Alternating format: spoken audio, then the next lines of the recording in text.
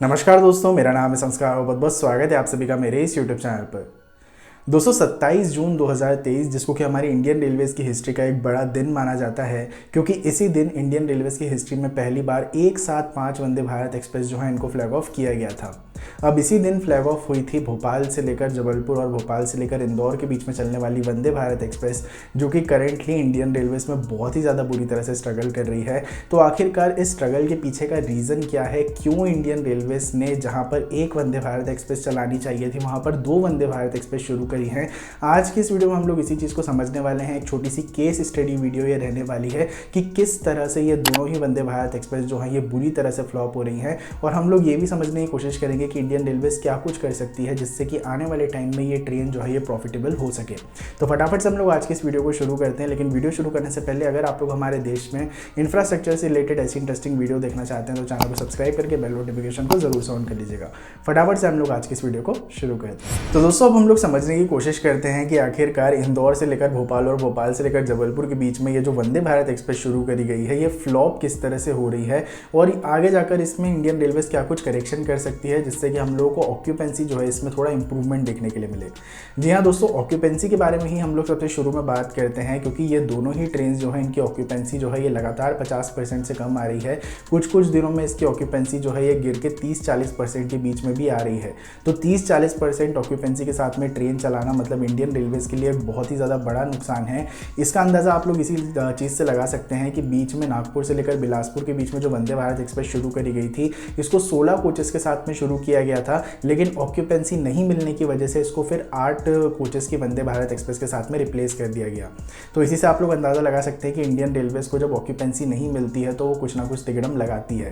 अभी बीच में एक न्यूज़ भी निकल कर आई थी जहाँ पर आपने ये सुना होगा कि जिन वंदे भारत एक्सप्रेस में ऑक्यूपेंसी हम लोगों को कम देखने के लिए मिल रही है, वहाँ पर आप लोगों को जो किराया है उसके अंदर कटौती देखने के लिए मिलेगी ऑलमोस्ट 25% तक, ताकि यहाँ पर पैसेंजर्स ज़्यादा से ज़्यादा यहाँ पर ट्रैवल कर पाएँ।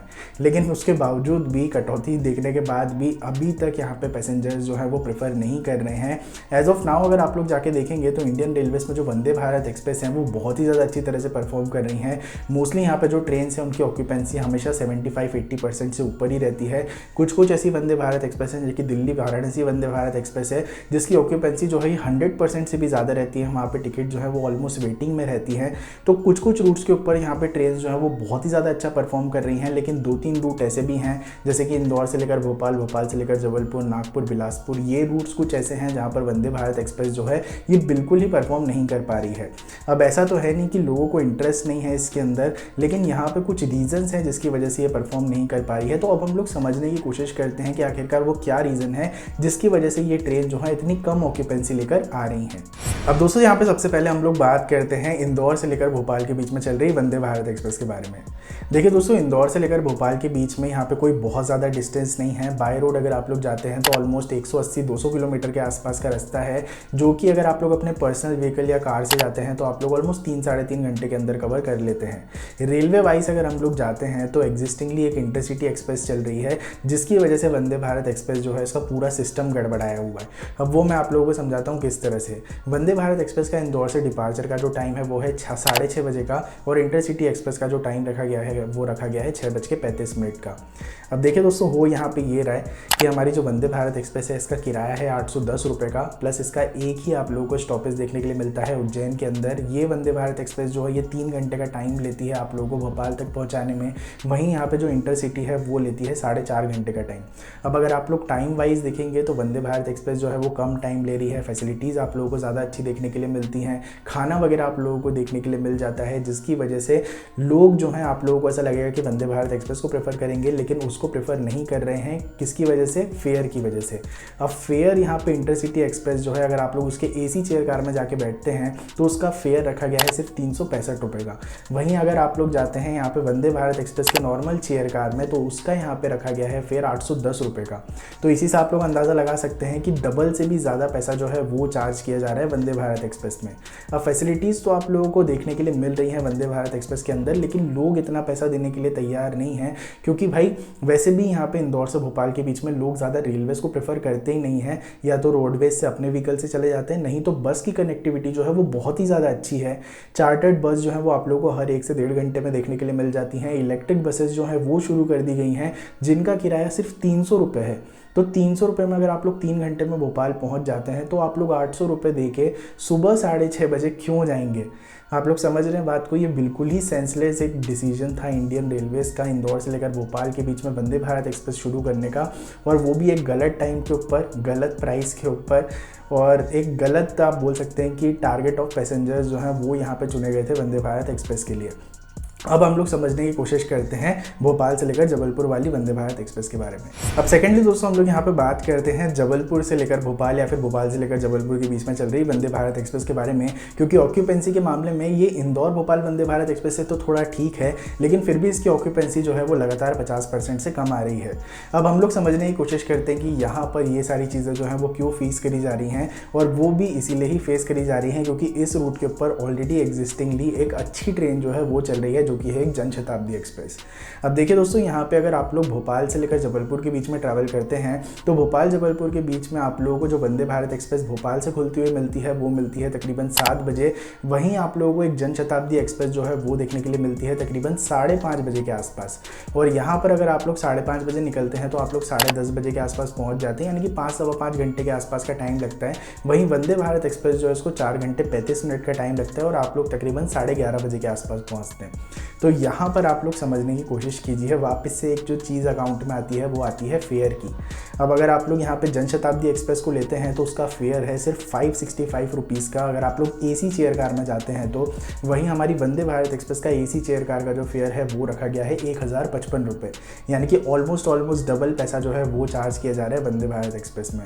अब फिर से यहाँ पे कमेंट कर सकते हैं आप लोग कि वंदे भारत एक्सप्रेस में आप लोगों को बेटर फैसिलिटीज़ देखने के लिए मिलती हैं, खाना देखने के लिए मिलता है, काफ़ी सारी चीज़ें देखने के लिए मिलती हैं, लेकिन बावजूद इन सारी चीज़ों के अगर आप लोगों को यहाँ पे सिर्फ आधे घंटे का या फिर 1 घंटे के आसपास का डिफरेंस देखने के लिए मिल रहा है, पूरा 1 घंटे का भी डिफरेंस नहीं है यहाँ पे टाइम में, प्लस आप लोगों को दूसरी ट्रेन में भी एसी की फैसिलिटी देखने के लिए मिल रही है, वो जनशताब्दी है। जनशताब्दी एक्सप्रेस के अंदर साफ़ सफाई वगैरह, टॉयलेट्स वगैरह काफ़ी अच्छे रहते हैं, क्योंकि पर्सनली मैंने उस ट्रेन के अंदर भी ट्रैवल कर रखा है।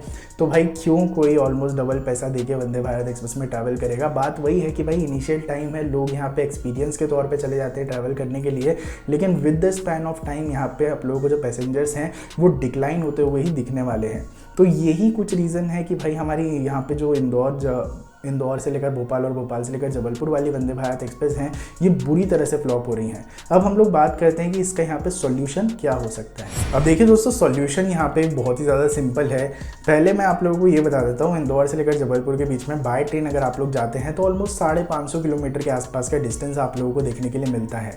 अब आप लोग इसको दूसरे पर्सपेक्टिव से ये सोचिए कि भाई नई दिल्ली से लेकर वाराणसी के बीच में एक वंदे भारत एक्सप्रेस जहाँ पर 800 किलोमीटर कवर कर रही है, वहाँ पर 550 किलोमीटर कवर करने के लिए हम लोगों को 2 ट्रेन जो है वो इंट्रोड्यूस करने की क्या ज़रूरत है। यहाँ पर अगर एक सिंगल ट्रेन इंट्रोड्यूस करी जाती इंदौर से लेकर जबलपुर के बीच में, जो कि 16 कोचेस के साथ में आती, वो एक बहुत ही ज़्यादा बड़ी सक्सेसफुल यहाँ पे आप लोगों को ट्रेन देखने के लिए मिलती। और ऐसा मैं इसलिए बोल रहा हूँ क्योंकि पर्सनली मैं यहाँ पे इंदौर से लेकर जबलपुर काफ़ी बार ट्रैवल किया हूँ, क्योंकि कॉलेज मैंने वहाँ से किया है जबलपुर से। तो मैंने देखा है कि भाई वो ट्रेन जो है वो ऑलमोस्ट हाई ऑक्यूपेंसी के साथ में ही चलती है। आप लोगों को मोस्टली यहाँ पे जो वेटिंग है वही देखने के लिए मिलती है। करंटली भी मैं आप लोगों को स्टेटस दिखा रहा हूँ, आप लोगों को यहाँ पे वेटिंग जो है वो देखने के लिए मिल रही होगी। तो भाई अगर आप लोगों को इंदौर से लेकर जबलपुर के बीच में एक अच्छा यहाँ पे कनेक्टिविटी देखने के लिए मिल जाता है, 7 घंटे के अंदर अगर आप लोगों को ट्रेन यहाँ पे पहुँचा देती है, जो कि करंट ट्रेन ऑलमोस्ट 10-11 घंटे ले रही है, 3-4 घंटे का फ़र्क आप लोगों को देखने के लिए मिलता, फैसिलिटीज़ आप लोगों को ज़्यादा देखने के लिए मिलती, प्लस लंबे सफ़र में लोग खाना भी प्रेफर करते हैं। अगर आप लोगों को 3-4 घंटे का यहाँ पे सफ़र है, उसमें लोग जो है वो ये नहीं सोचते हैं कि भाई मुझको ट्रेन में खाना मिल रहा है और ये सारी चीज़ें। अगर आप लोग 7-8 घंटे का सफ़र कर रहे हैं तब आप लोग ये सोचते हैं कि हाँ भाई मुझको ट्रेन में खाना मिल जाता तो अच्छा रहता। तो ये बहुत सारी चीज़ें हैं जो मिलके एक ट्रेन का सक्सेस फैक्टर जो है वो डिसाइड करती हैं।